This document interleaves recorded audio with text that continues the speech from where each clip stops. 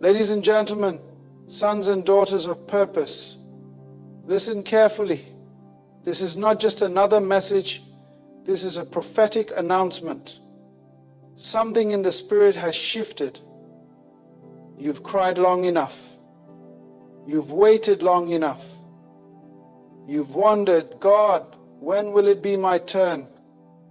But I came to declare today, not just to your ears, but to your spirit, you passed the test, and now comes the blessing.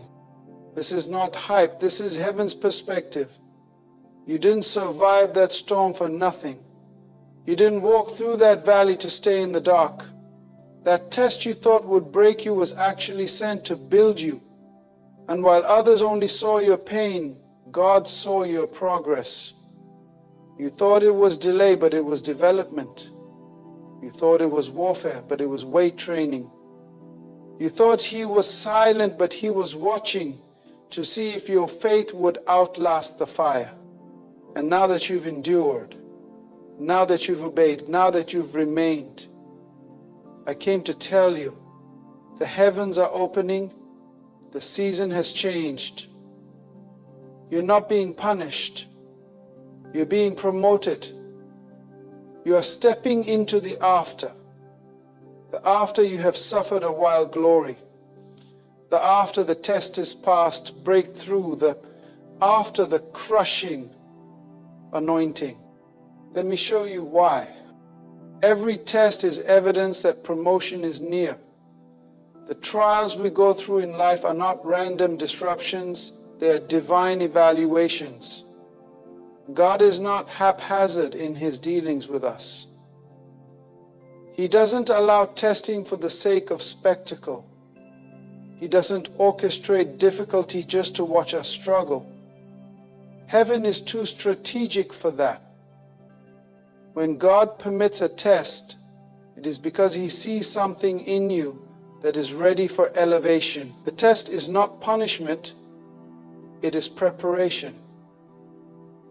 It is a divine signal that a shift is near, that something greater is being unlocked within you. Many of us misinterpret tests because we measure God's presence by how comfortable we are. But God is not obligated to comfort us in the testing season. He is committed to conforming us.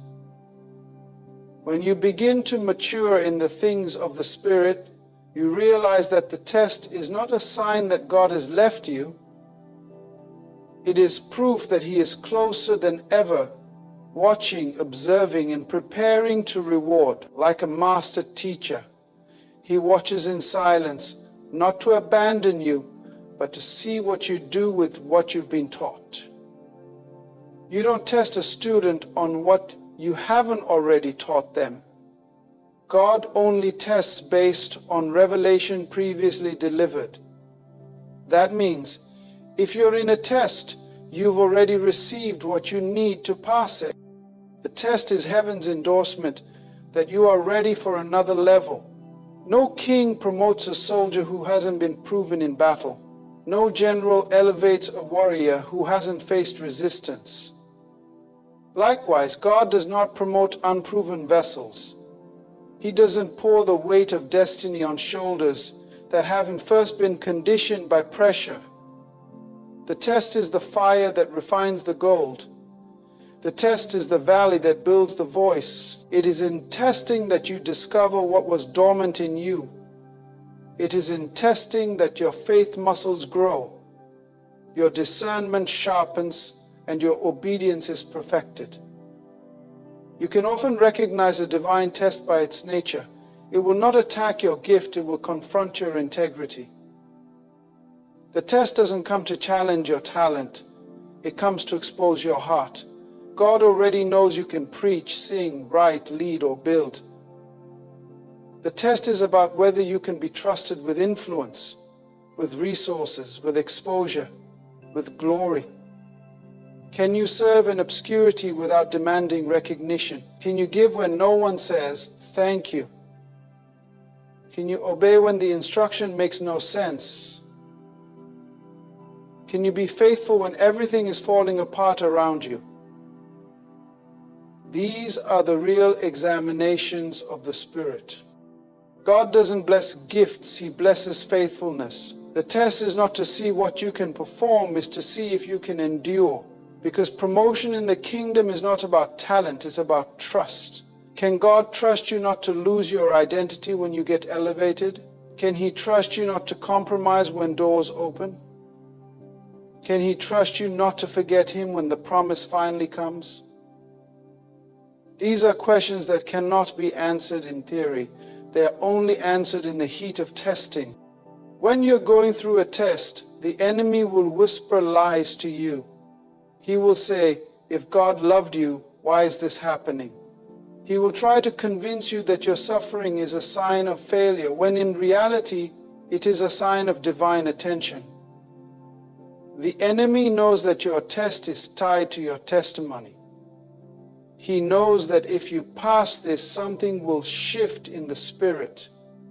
That's why he attacks you most violently at the edge of breakthrough. That's why the temptation feels heavier right before the release.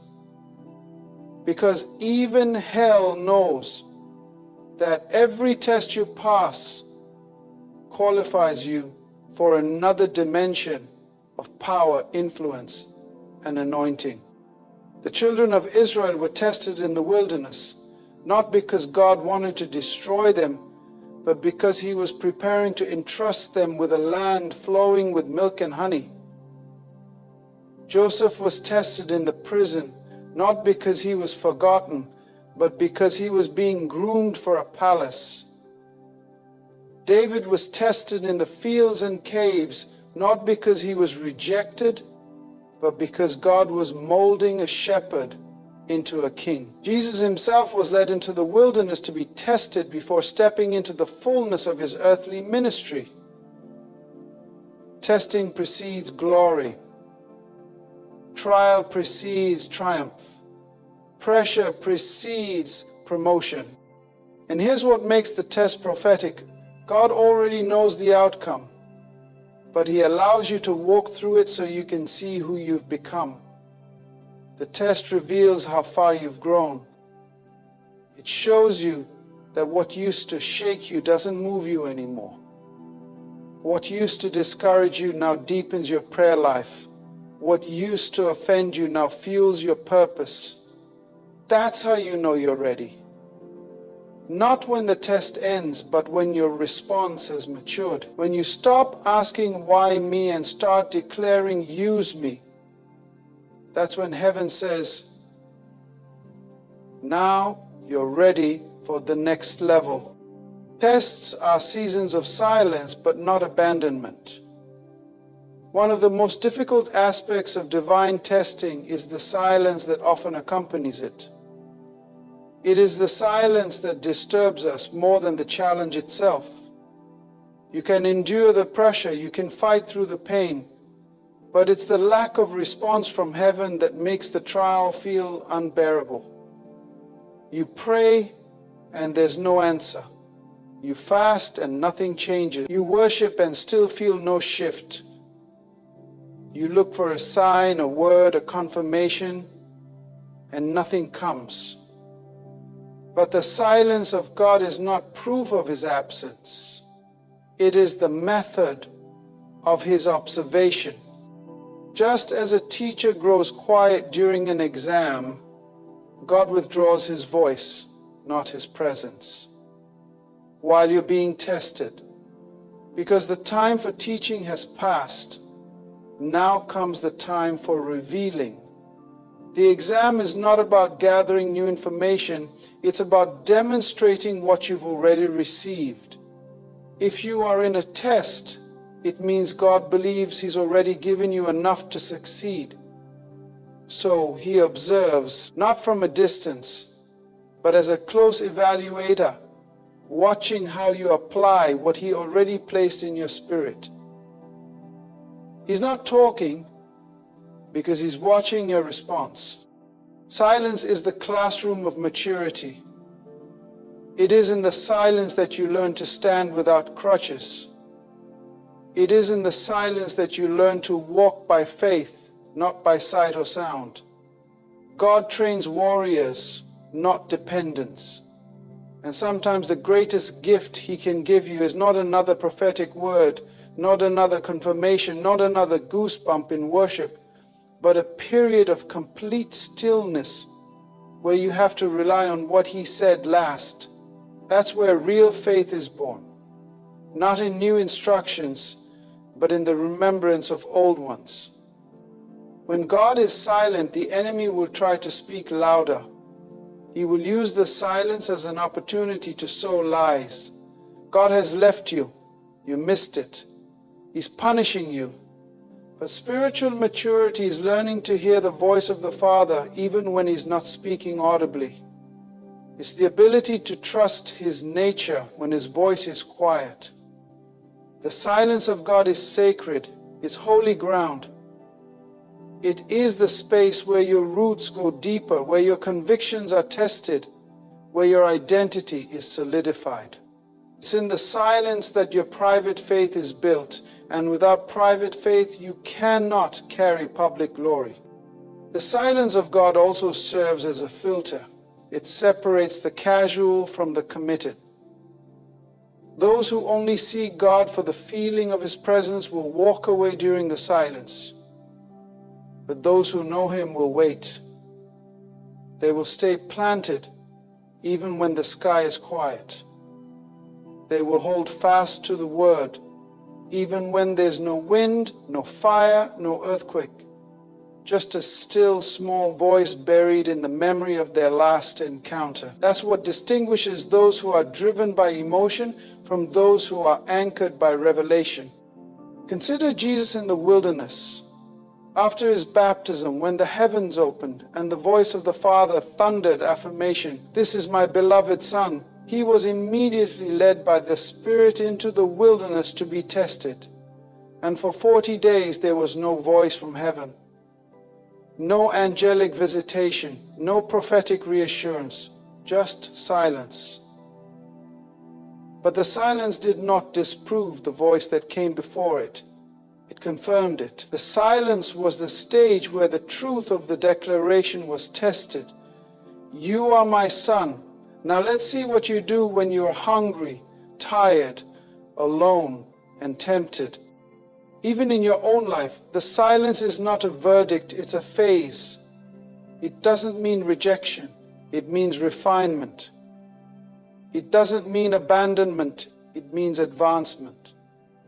The problem is, we're so conditioned to noise that we've confused silence with judgment. But some of God's most powerful work in you will happen in the quiet. No spotlight, no applause, no recognition. Just you, the Word, and a silent heaven, watching to see if you will break or believe. You are not forsaken. You are not overlooked. You are being watched, and not just watched, measured.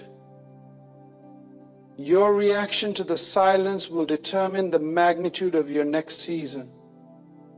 If you can worship without goosebumps, pray without answers, serve without reward, and obey without immediate feedback, then you are passing the part of the test that most never survive.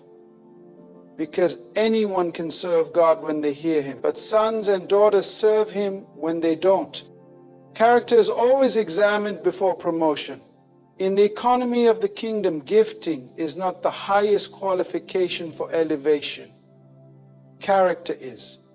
God gives gifts freely, but He withholds promotion until trust is established. It is entirely possible to be anointed and not yet trusted. It is possible to be talented and still unqualified in heaven's eyes. This is why the testing of character is not optional. Before God places weight on your name, He examines the strength of your foundation. Before He multiplies your influence, He inspects the architecture of your soul. A gift can take you to places that only character can keep you. Many have risen too fast, only to collapse under the pressure of their own platform. Not because they lacked ability, but because they lacked internal infrastructure. God is not interested in building public figures who are private disasters. He is more concerned with who you are when no one is watching than how loud you can shout in front of a crowd. Before He puts a crown on your head, He'll check what's hiding in your heart. This is why the test comes, not to destroy but to diagnose. The test exposes hidden fractures, not to shame you but to heal you. It reveals motives that would have corrupted your assignment if they had remained unchecked. It brings pride to the surface so that humility can be cultivated. It confronts insecurity so that identity can be rooted. It challenges self-reliance so that dependence on God becomes your lifestyle, not your last resort. These are not easy lessons, but they are necessary ones. God is not impressed by our gifts, He gave them. What impresses heaven is integrity under pressure. What qualifies a person for promotion is not just how well they preach, lead, write, or sing. It's how well they live when the spotlight is off. Can you still honor when you're offended? Can you still give when no one claps for you? Can you say no to sin when no one would find out? Can you apologize first when you're not the one entirely wrong? These are the questions that determine promotion in the Spirit. Heaven watches those details, and the test will always be tailored to reveal what's real in you.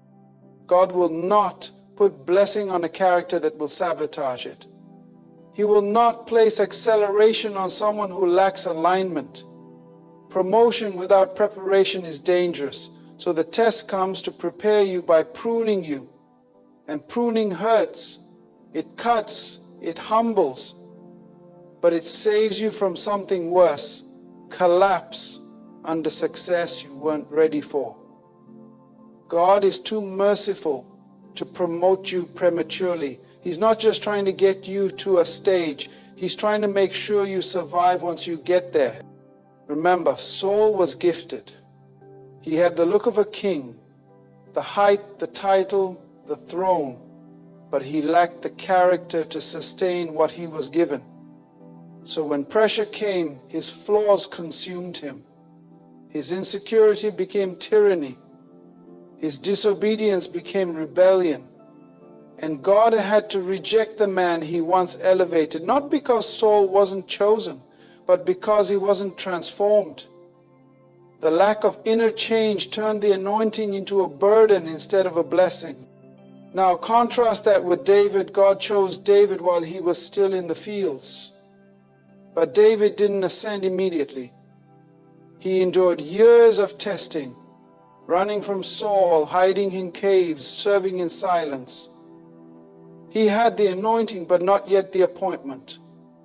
Why? Because the heart had to be prepared before the crown could be carried. David had to be broken, not to be weakened, but to be trusted.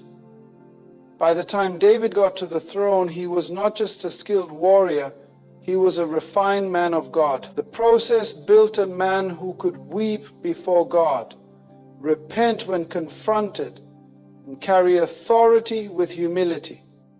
God is still in the business of testing character before promotion. He's looking for people who don't just desire the promise, but who have been formed by the process. People who have had their egos dismantled, their pride crushed, their idols exposed, and their obedience stretched. People who have no more desire to impress, only to obey. Those are the vessels heaven can trust. Those are the ones who carry the blessing without becoming arrogant.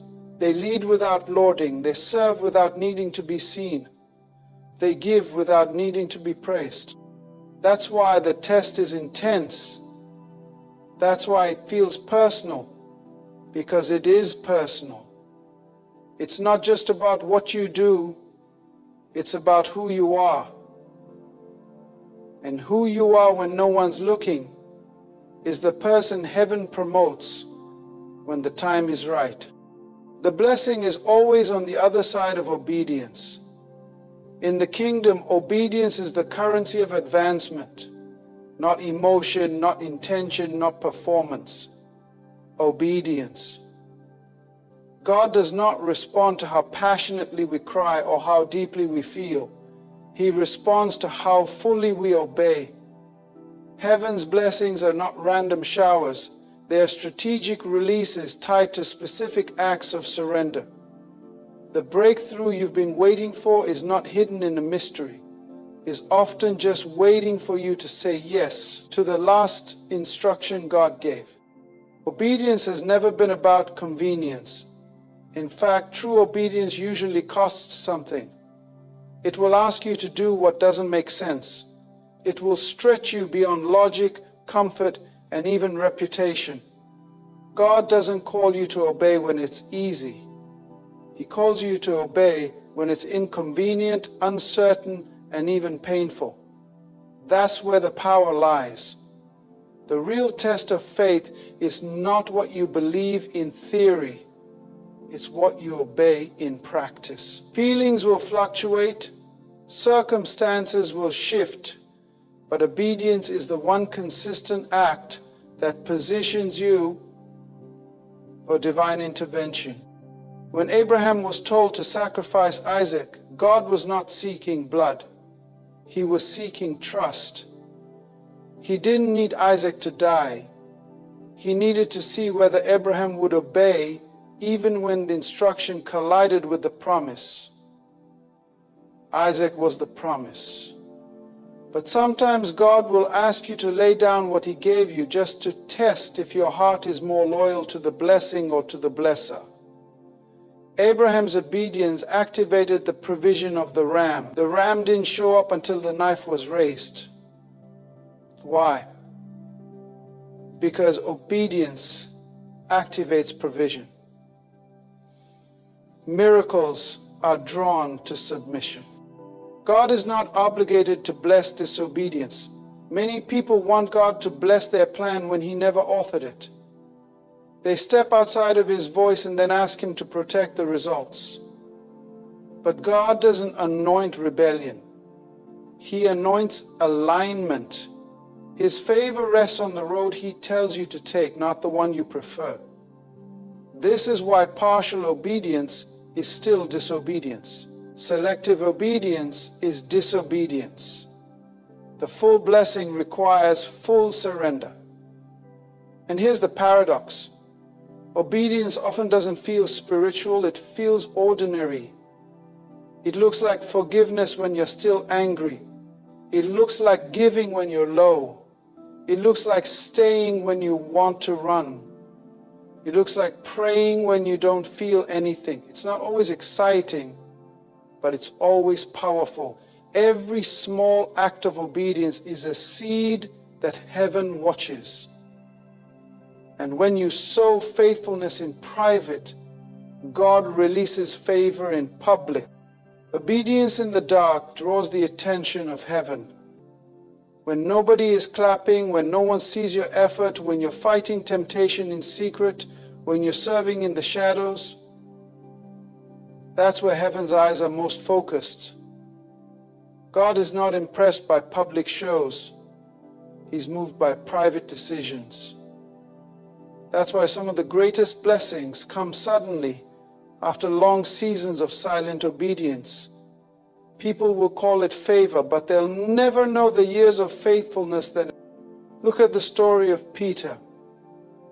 Jesus told him to cast his net on the other side after a night of catching nothing.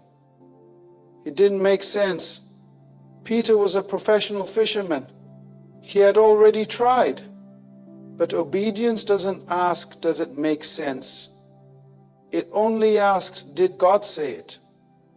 And when Peter obeyed, even against his expertise, even against his feelings, he caught a harvest so large that it broke the nets. The miracle was already prepared. The fish were waiting. The breakthrough didn't show up because Peter tried harder. It showed up because Peter obeyed. The truth is, God's instructions are rarely comfortable, but they are always fruitful. Your obedience is the womb of your next season. You don't need to figure everything out. You just need to obey what you've already been told. The enemy will try to make you overthink, delay, and doubt. But delayed obedience can cost you divine moments. God doesn't need your understanding. He wants your trust. He doesn't need your plan. He wants your yes. Because once you move in obedience, you step into alignment. And when you're aligned, heaven responds. You don't need to feel powerful to obey.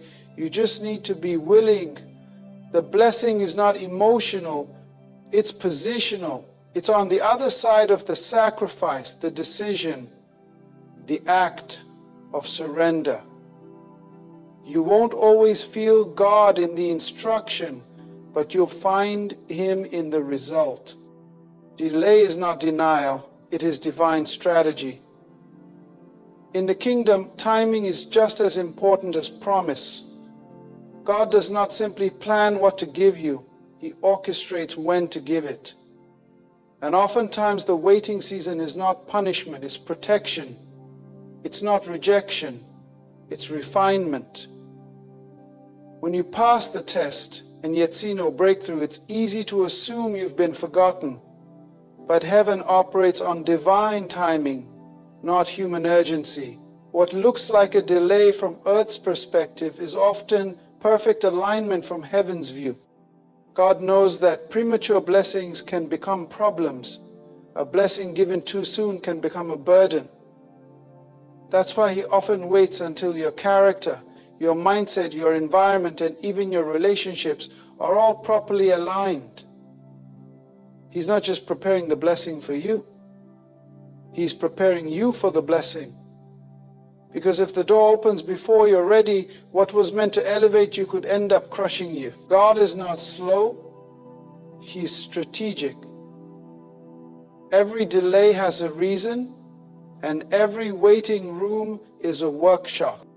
Think of Joseph. He passed every test. Integrity in Potiphar's house, purity in the face of temptation, excellence in prison.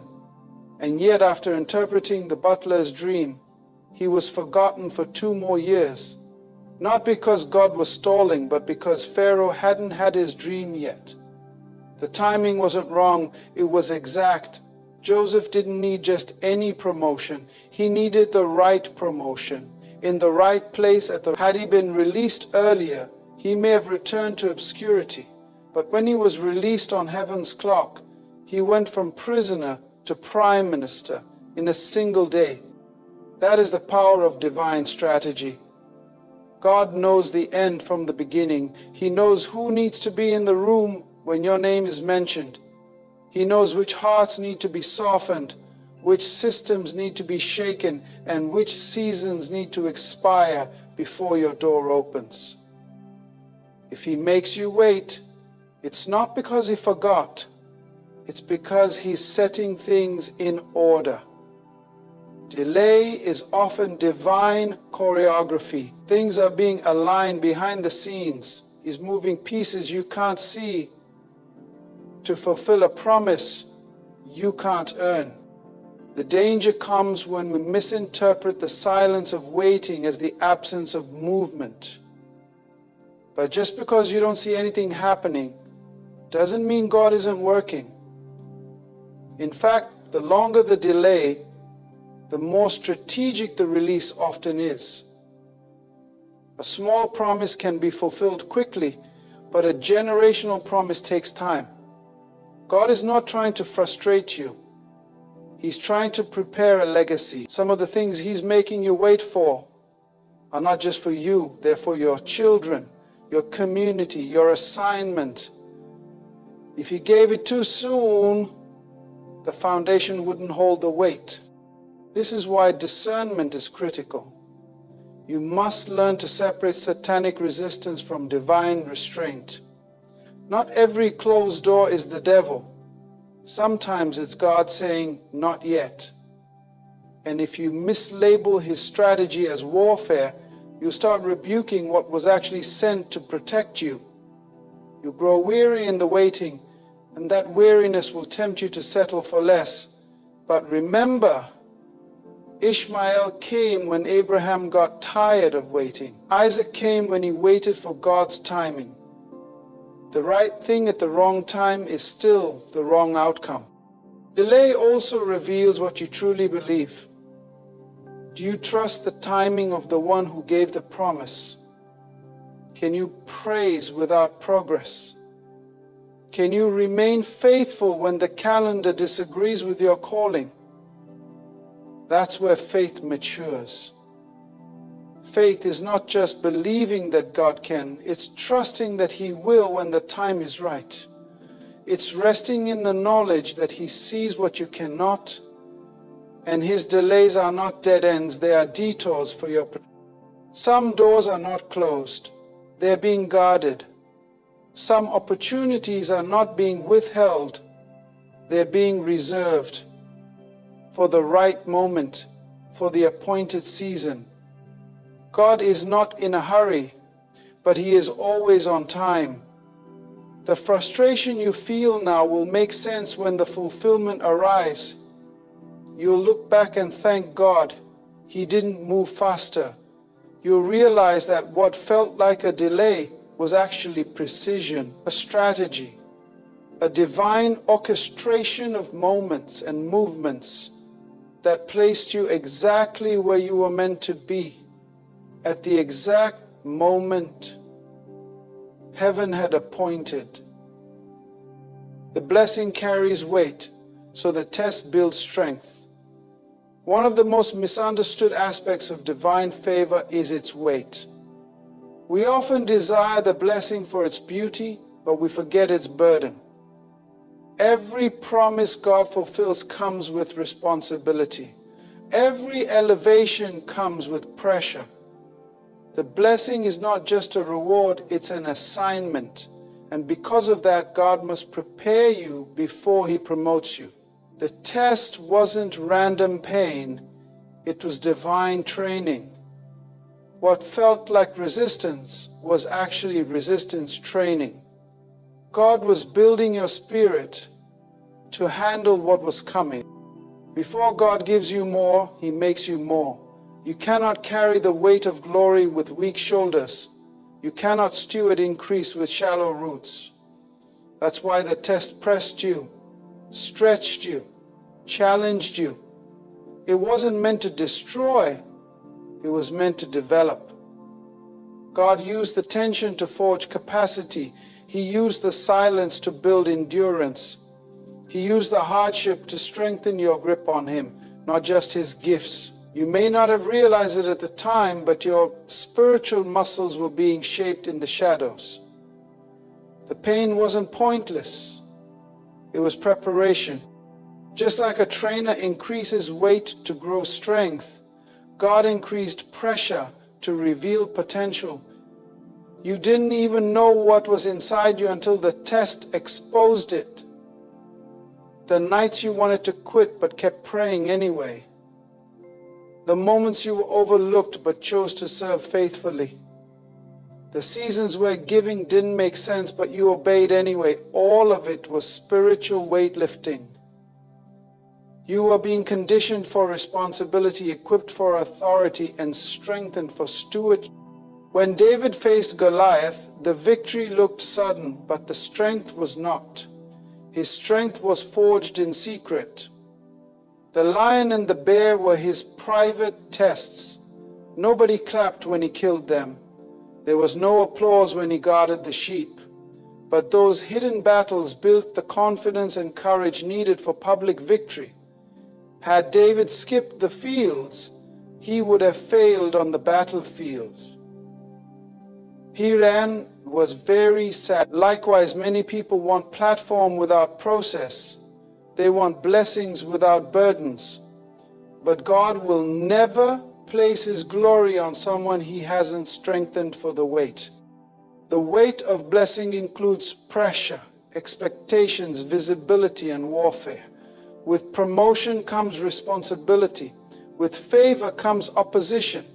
Some of the very doors you prayed for will introduce levels of pressure you've never known. That's why God had to let you experience rejection, so you wouldn't depend on people's applause.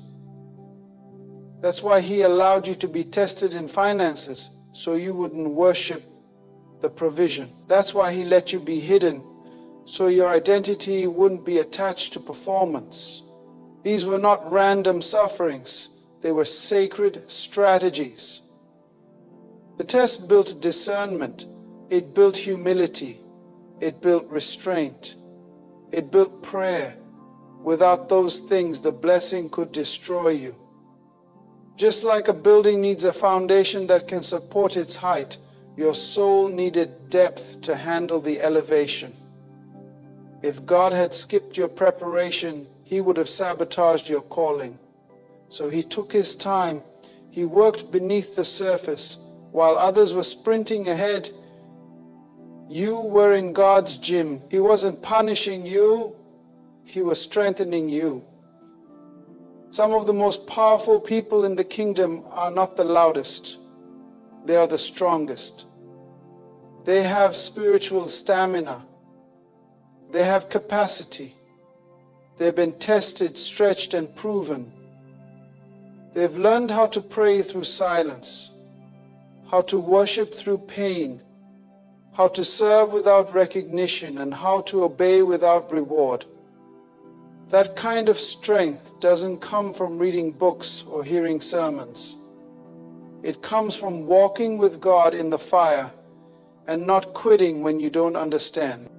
So when the blessing arrives, you'll realize it didn't come to someone weak. It came to someone forged, someone tried, someone built. God didn't just answer your prayer, He answered it through the process of making you into someone who could carry it well. You'll find yourself lifting responsibilities others can't touch. You'll endure storms that would have crushed you in a previous season. You'll speak with authority because you've suffered with integrity. You'll walk in peace because your foundation was built in war. What you carried in the test, grief, loneliness, rejection, pressure, those things were not wasted. They became the weights that developed the strength now required for the blessing. The test was God's gym. The waiting room was His training ground. And now you're not just anointed, you're anchored. You're not just gifted, you're grounded. You're not just blessed, you're built. So now you see, God never wastes a test. He never allows pain without purpose, never permits delay without design. If you've been tested, it's because heaven was measuring your capacity for trust, for obedience, for wait. You were not forgotten. You were being formed. The silence was not abandonment, it was assessment. The pressure was not punishment, it was preparation. And now, the season has shifted. You didn't die in the wilderness. You didn't break in the battle. You didn't quit in the quiet. You passed the test. And when God says you've passed, no man, no devil, no system can hold back the blessing that follows. Because the test does not end in survival. It ends in arrival. Arrival at destiny. Arrival at the place God always had in mind, even when you had no map. Arrival at favor that doesn't just elevate you, but positions you to elevate others. You were tested in secret, but you will be rewarded in sight. So stand up straight, not in pride, but in purpose. Because this next season is not just about being blessed. It's about becoming the blessing. You didn't endure all of that to sit still. You are now equipped, empowered, and entrusted to carry the weight of what God is releasing. You passed the test. Now comes the blessing.